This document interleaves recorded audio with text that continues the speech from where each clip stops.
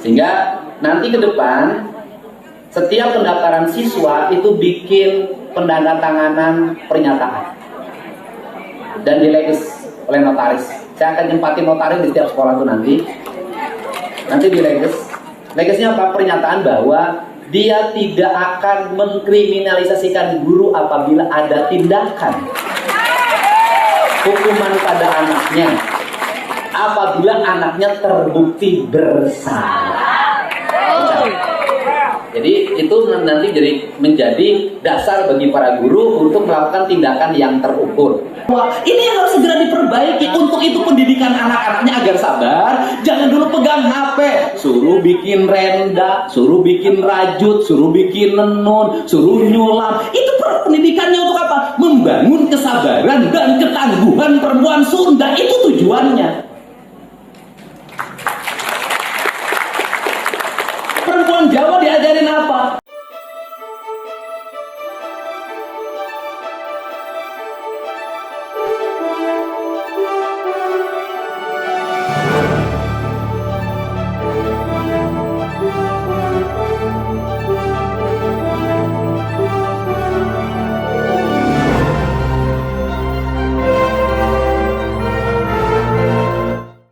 Pendidikan itu dibagi 3 kualifikasi. Satu, pendidikan yang darurat. Pendidikan darurat itu bagaimana? SMP belum ada. Ya sudah, yang penting ada. SMA-nya belum ada, yang penting ada. Maka dulu ketika saya menutupi SMP yang kurang, saya bikin kebijakan SD 9 tahun. Kenapa? Nu penting mah sekolah. Kenapa penting mah sekolah? Lah penting sekolah siapa kawin. Nanti usia di bawah umur pernikahannya tinggi. Setelah pernikahan tinggi nanti anak boga anak. Setelah itu diceraikan. Salakina kawin deui yang jadi beban ibunya. Aing cerai aman.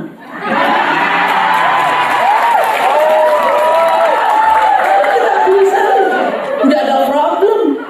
Kenapa? Kita nggak ngomongin lagi biaya pendidikan anak, malah rebutan untuk ngurus anak. Kan gak ada problem. Anak menjadi kelebihan kasih sayang, bukan kekurangan kasih sayang. Tapi perceraian yang terjadi di Jawa Barat, suaminya kawin lagi, ninggalin anak 3, yang jadi beban ibunya.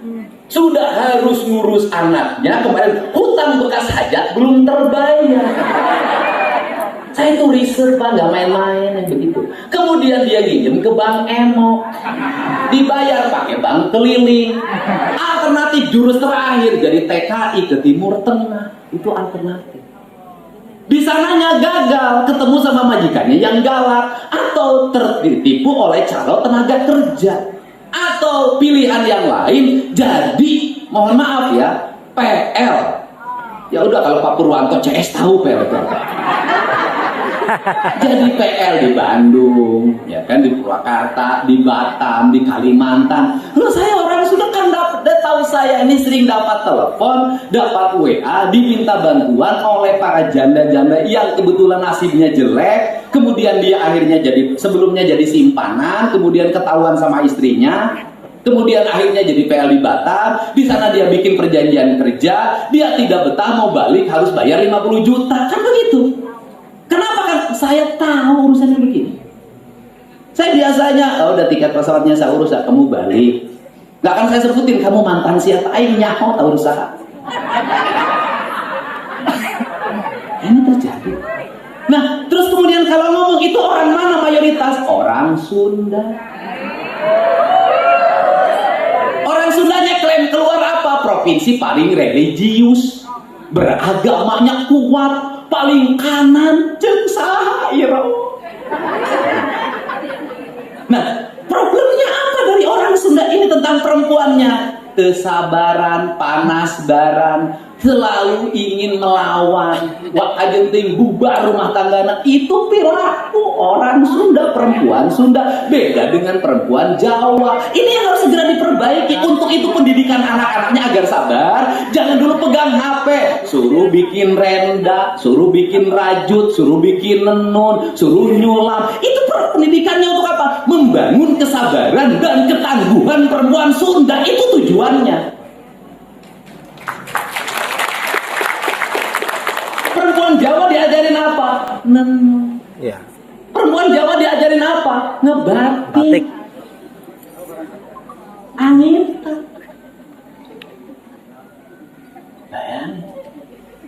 Lahir apa? Apakah perempuan Jawa itu dari angitan itu hanya menjadi pembatik? Enggak. Lahirlah Sri Mulyani, lahirlah Bu Retno, lahir perempuan-perempuan yang kokoh. Tidak juga mereka. Tetapi di balik itu perempuan-perempuan Jawa juga menjadi perempuan yang di rumahnya luar biasa. Lahirlah anak-anak yang kokoh. Anak-anak hebat akan lahir dari perempuan-perempuan sabar, kawan saya. Makanya banyak yang suaminya preman, tukang mabuk, tapi anaknya soleh-soleh. Kenapa? Yang sabar istrinya. Angka perceraian yang paling tinggi di mana lagi? Guru. Problemnya apa? Ekonomi. Gurunya dapat tunjangan sertifikasi kuliah, suaminya ngojek. Kita tahu kok, saya baca itu. Enggak, salaki aing maunya ngojek aing. Kuliah gurunya. Akhirnya seneng nonton, dengerin lagu, ingin indah kebogohan. Yang babaturan kuliah nakanya wan bubar. Ini harus benerin.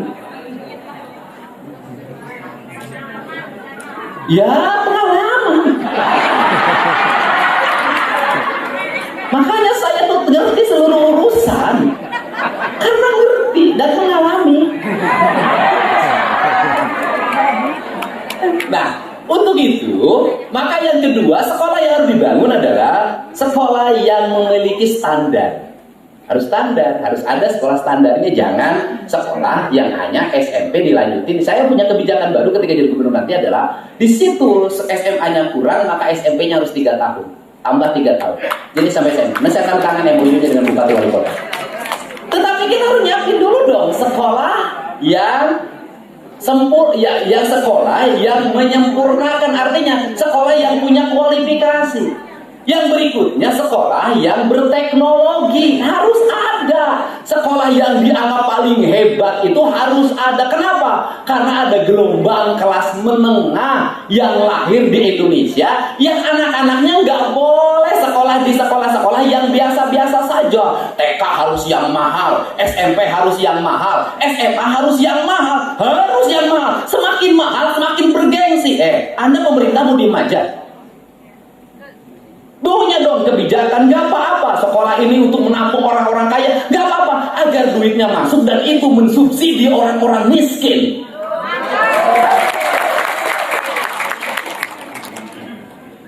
Gak apa-apa, pengen ini orang kaya pengen sekolah, gak apa-apa, udah bangun sekolah bagus. Tapi di sekolah itu harus ada 30-40% anak-anak miskin yang pintar sekolah di situ. Saya ngasih contoh Pak dulu Pak. Saya bikin SD Kahuripan Pajajaran. Saya berinvestasi di situ. Anak saya dua-duanya sekolah di situ. Saya ngasih contoh. Jadi nggak bisa pejabat tidak memberikan ketauladanan. Anda ngomong SD harus begini-begini, anaknya di sekolah sejen. Gimana? Jadi pemimpin itu harus konsisten. Anak saya itu sekolah SD Kahuripan Pajajaran. Sekolah di situ bareng sama anak yang lain. Di saat orang lain booming sekolah favorit nggak bisa. Kenapa? Saya selalu meyakini pada anak-anak saya. Kita ini nggak penting juga sih sekolah harus favorit amat. Apa? Ayah juga sekolahnya STH Purnawarman Purwakarta bubar sekarang bisa jadi gubernur. Mantap. Kenapa? Karena saya menerapkan pada anak saya sekolah itu tidak begitu penting. Pengalaman hidup yang jauh lebih penting. Makanya orang tuanya yang tidak punya kesempatan membentuk karakter anaknya masukin di sekolah hebat. Kalau orang tuanya sudah hebat, anaknya di sekolah biasa. Kenapa? Loh, karena ayahnya udah hebat, udah masukin sekolah biasa. Kalau sekolahnya hebat, nanti ayahnya sama gurunya bertengkar persoalan ide. Gurunya harus satu bagi anak-anaknya. Anak saya ketika yang ke Subang, saya sekolah ini TK pembina milik pemerintah. Bareng sama anak-anak yang lain. Depannya lapang, kanan kirinya jalannya goreng. Kenapa? Tugas saya besok mengaplik jalan. Ini harus. Nah, sehingga nanti harus ada sekolah yang memiliki investasi tinggi itu apa? Anak-anak orang kaya masuk sini. Orang-orang pinter yang jenius, anak-anaknya masuk sini. Yang hiper otaknya masuk sini semua. Kenapa? Karena negara nanti menyiapkan semuanya. Bagaimana? Sekolah tradisi anak-anaknya nanti macul, nanam padi, nanam jagung, pelihara ikan, ngembangin peternakan. Otak-otak jenius nanti bantuin dia bikin drone, bikin alat mesin pertanian, ngembangin teknologi air. Semua berkolaborasi yang disebut dengan Siliwangi. Satu nilai sistem. Ini caranya. Nah, hanya dengan itu kita bisa membangun bangsa. Kenapa? Ini negara, orang lagi bersaing, berebut pengaruh. Untuk ada, untuk itu revolusi berpikir pendidikan yang dilakukan. Nah, kemudian nanti adalah terintegrasi. Bagaimana terintegrasi? Kebijakan pembangunan terintegrasi. Bagaimana? Ingat loh, SMA di Jawa Barat itu nanti akan didampingi oleh tentara dan polisi. Kenapa? Dia harus masuk ke situ, mendisiplinkan bagaimana cara berdiri, jalan, bagaimana cara bersikap, bagaimana cara melangkah, bagaimana menghilangkan geng motor. Akan saya ganti dengan wajib militer mereka itu. Saya nanti kalau ada geng motor, itu akan saya panggil orang tuanya, kamu apa mau gimana? Masih sanggup mendidik anaknya atau tidak? Kalau enggak, saya ambil alih anaknya oleh pemerintah provinsi, saya masukkan wajib militer. Gak bisa dibiarin terus, Pak. Gak bisa begini terus nih bangsa. Di tempat saya, setiap motor yang lewat knalpotnya brom, dicegat. Ambil, ganti. Kenapa? Harus dirubah. Loh, sekarang guru membiarkan anaknya di sekolah knalpotnya brom. Ini guru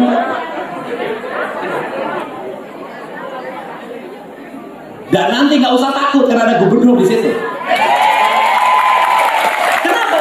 Ini masa depan, Pak. Ini bangsa, ini perlu survive. Karena bangsa perlu survive, maka perlu generasi yang survive.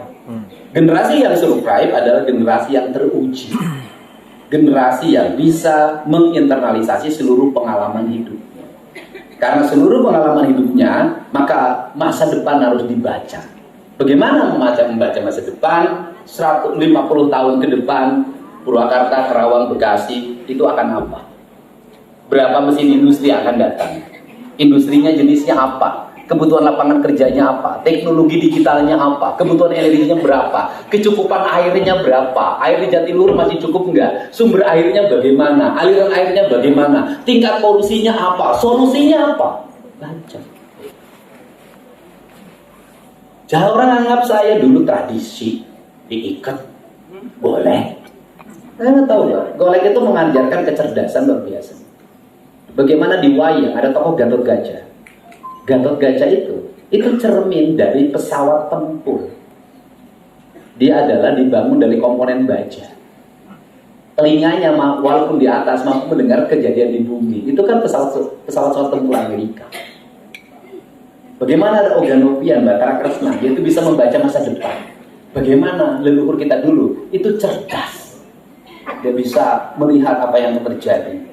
Nah, kita ini harus dibangun ke anak-anak kita ini hari ini adalah, kita ini orang hebat, kita ini orang kuat, dan kita ini bangsa yang bermartabat.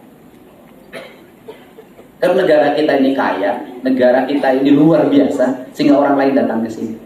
Kita terbalik, orang ambil kekayaan kita, tapi kita hormat sama mereka.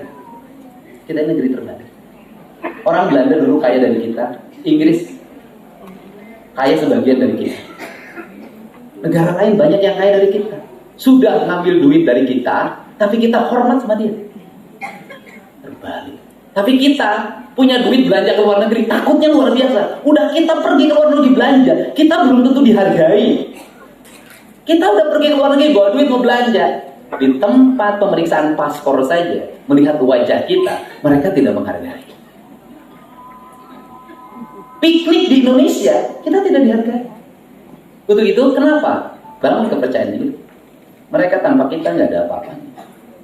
Nah, untuk itu, bangun kita, rubah cara berpikir kita. Para guru harus dibikin kualifikasi, bukan hanya ngomonginnya adalah ngomongin honor bukan itu. Orang punya kualifikasi enggak? Nanti itu kepala dinas pendidikan harus punya daftar guru yang punya kualifikasi.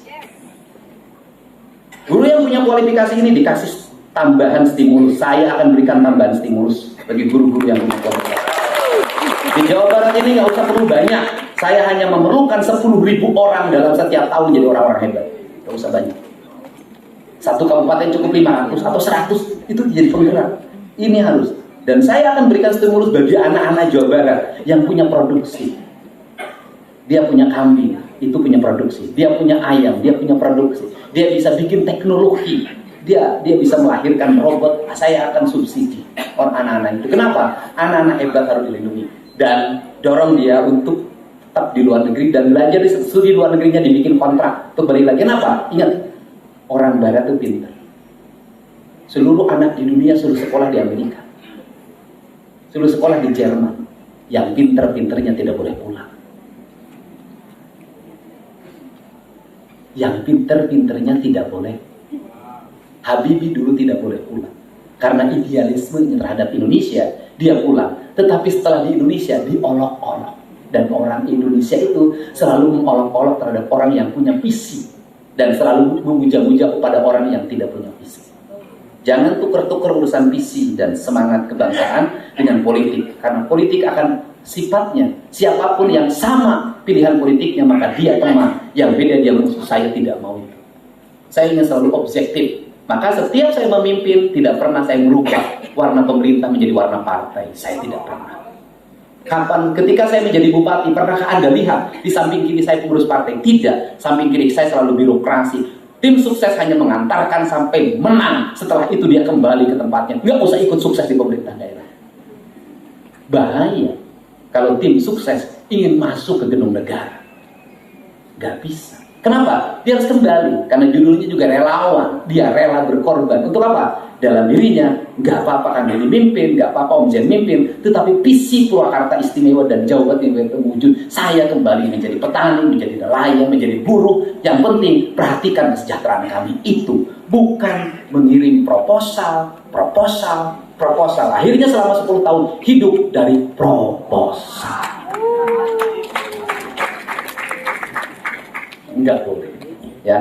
Untuk itu saya ucapkan terima kasih ya. Ini visi, ini orientasi, dan mohon maaf tadi terganggu oleh Niang, kan? Karena dia lagi menikmati kebahagiaan hidupnya.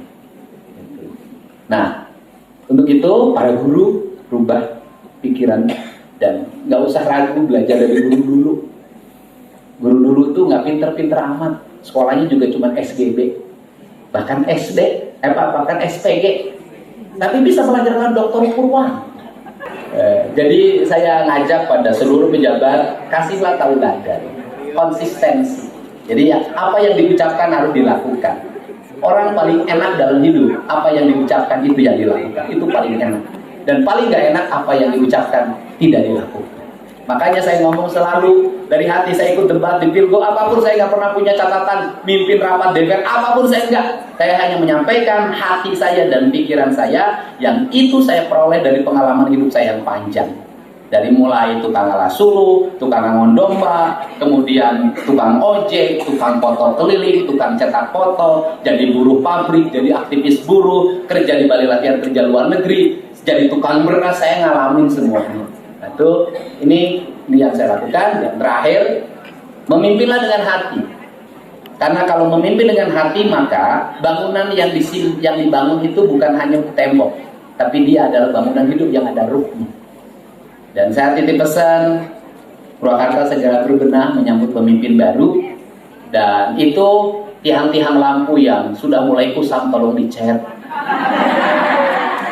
Terus kemudian saya lihat di gerbang Jatiluhur itu, mata saya itu selalu lihat gitu kan. Itu yang tulisan tuh apa, yang kai, apa yang kertas promosi, yang di tiang-tiang lampunya ada nyenglet, ada ini. Nah, segera dibenahin. Kenapa? Karena pegawai itu banyak. Dan terakhir saya juga menjadi aneh, ini yang akan sampaikan ke Menteri Pemberdayaan Aparatur Negara ya. Saya pikir kalau tukang sapu itu P3K-nya nggak usah ujian pakai komputer. Ini ada lagi. Ini ada.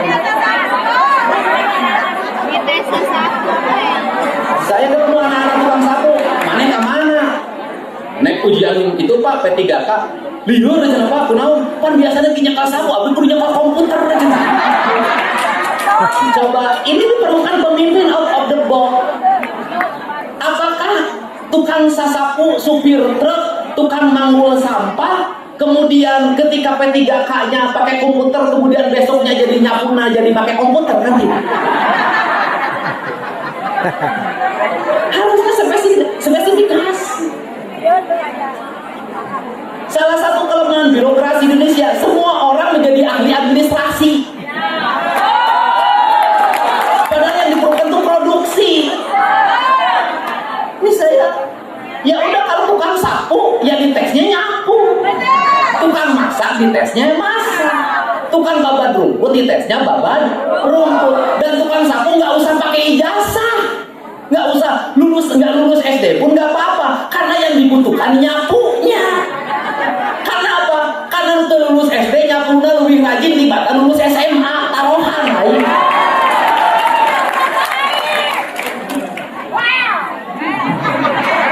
Kalau guru ya harus pinter, gitu loh. Beda. Bukan, ay penjaga sekolah entong sarjana. Siapa orang penjaga sekolah sarjana kagok nitahna. SD penjaga sekolah mang panggul mang itu. Sekarang di penjaga sekolahnya jarang yang punya kualifikasi zaman saya, Mang Dalwin. Ayo mah sarjana jadi penjaga sekolah. Akhirnya kulantaran jadi penjaga sekolah dan sarjana, dia minta jadi administrasi di waynya SPJ bos. Entah sekolah nama pegawai ini bukan kekurangan tenaga administrasi ya. Birokrasi ini kekurangan apa? Tukang sapu kurang, tukang listrik kurang, tukang nembok kurang, ya ahli ukur kurang, ahli pertanian kurang, arsitek yang kurang. Yang kurang di birokrasi teh iya. Ayo diterima administrasi ngaduh. Eta meja di ruangan ke-7. Ahli administrasi hukum. Ini penting. Karena apa? Uang negara harus segera jadi investasi. Dan investasi itu diproduksi. Produksi itu yang kadeuleu karenge jeung karasa. Apa yang terlihat dan terasakan oleh masyarakat. Itu penting. Jadi ini prim yang harus dibangun. Nih, nanti sekolah pokoknya saya targetkan 3 tahun ke depan gak ada lagi anak yang tidak sekolah SMA tamat di Jawa Barat. Semua harus sekolah. Dan saya akan bikin peraturan gubernur yang berisi sanksi bagi orang tua yang tidak menyekolahkan anak. Sanksinya apa? Nanti ada kebijakan sanksi. Misalnya bantuan sosialnya saya udah banyak, subsidinya saya cabut. Kenapa? Karena kita penting generasi pandai, dan Jawa Barat itu penduduknya sekarang 49,8 juta. Boom yang sangat luar biasa, harus segera dioptimalkan dan pendidikannya terdepan. Pasekda, Kadis Tenaga Kerja, survei nggak usah jauh-jauh Pak. Bapak nongkrong di kota Bukit Indah, jam 4 Bapak nongkrong di situ, lihat motor yang keluar dari pabrik A, B, G, A, B, E, G. Itu perbandingannya 9:1. 9 motor itu masih motor luar, 1 baru nomor keluaran. Ini harus segera bikin cepat, bikin rencana, nanti bikin sekolah. Saya nanti akan bangun SMK Jawa Barat Istimewa, yaitu 1000 anak di SMA itu di camp dengan sistem pendidikan militer, dan kemudian orientasi pikirannya ke industri, sehingga dia nanti menjadi orang-orang hebat. Dan ketika bertemu dengan teman-teman di luar, pasti dibutuhkan adalah tenaga ahli. Dan kita harus banyak. Nah, kalau nanti ngirim tenaga kerja ke luar negeri adalah TKI, tukang menjadi asisten rumah tangga, nanti harus diperbanyak perawat, dokter. Ini yang harus dilakukan oleh kita. Dan itu perlu pemimpin yang visioner dan kesatuan gerak. Untuk itu saya ucapkan terima kasih. Selamat Hari Guru. Semoga guru sejahtera, bahagia dengan tambahan 2 juta yang sudah ditambah. Belum. Ya anggap saja belum. Mudah-mudahan semuanya semangat, memiliki spirit. Dan bagi guru sebenarnya mengajar itu bukan urusan uang. Mengajar itu pada akhirnya adalah kepuasan batin, nilai jiwa. Saya tahu guru-guru itu nggak mau berhenti mengajar walaupun dia jadi guru honorer 16 tahun. Kenapa? Karena cinta pada anaknya nggak bisa digantikan oleh suami yang lain. Terakhir saya nanganin guru Ibu Supriya siapa? Yang di sana saya ikut menangani, ikut support pada dia. Ya. Sebagai apa sebenarnya? Sebagai bentuk bahwa saya memiliki ucapan terima kasih pada guru dan berikan pesan jangan suka ganggu guru intinya gitu. Dan problem orang tua kita hari ini adalah satu, anak-anaknya tidak boleh dihukum sama gurunya, tapi dia tidak berdaya menghadapi anak-anaknya.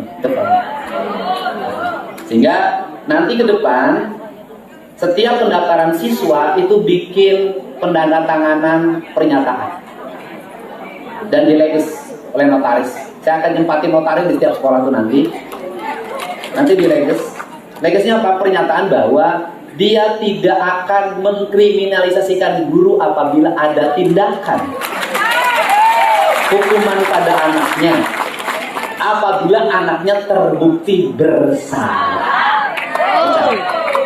Jadi itu nanti menjadi dasar bagi para guru untuk melakukan tindakan yang terukur. Dan saya bantu guru itu bukan hanya sekedar hari ini. Dulu pernah ada guru di SMP Bojong yang dikriminalisasi sampai polsek. Saya mendampingi dan akhirnya dibebaskan. Ya.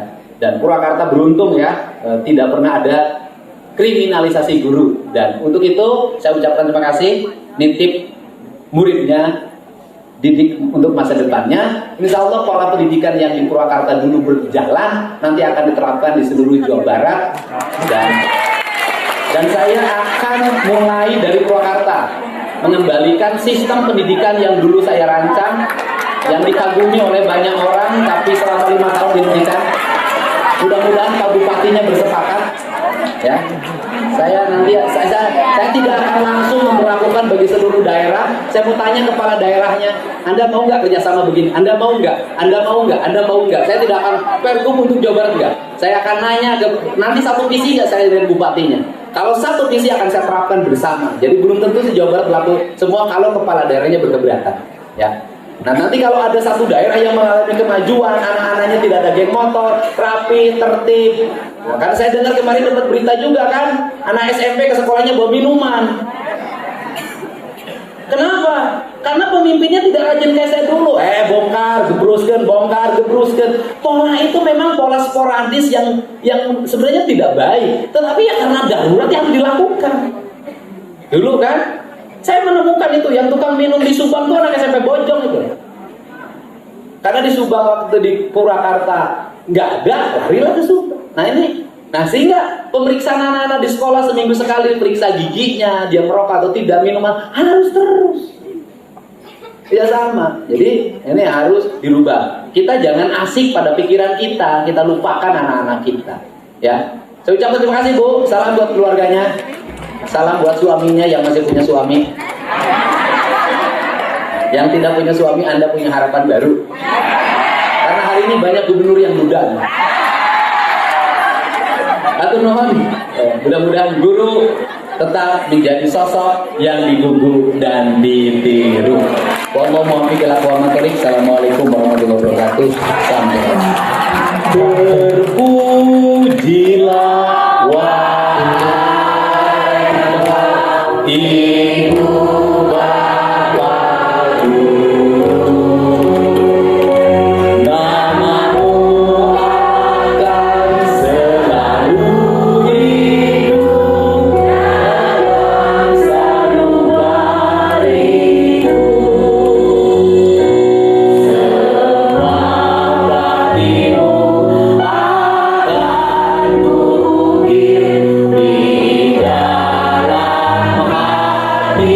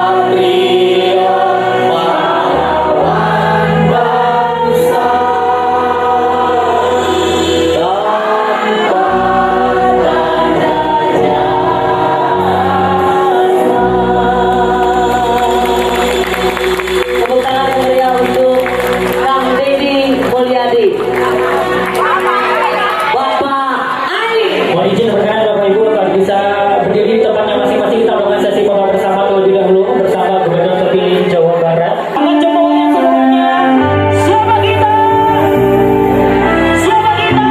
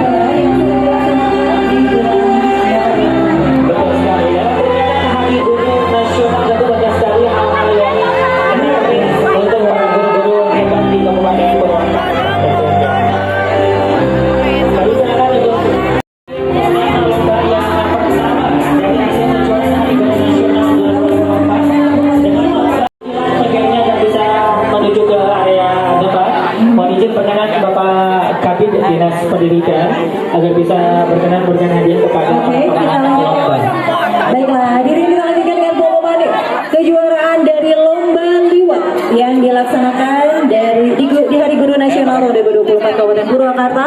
Untuk juara pertama diberikan kepada Kecamatan Sukasari. Juara kedua diraih oleh Kecamatan Jatiluhur. Juara ketiga diraih oleh Kecamatan Wadayasa.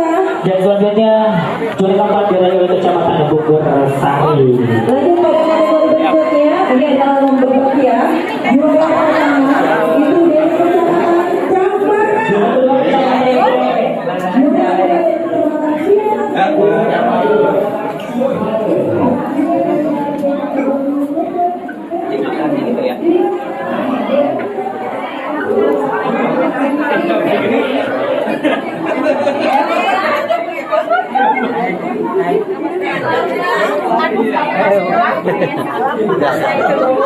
Ada foto?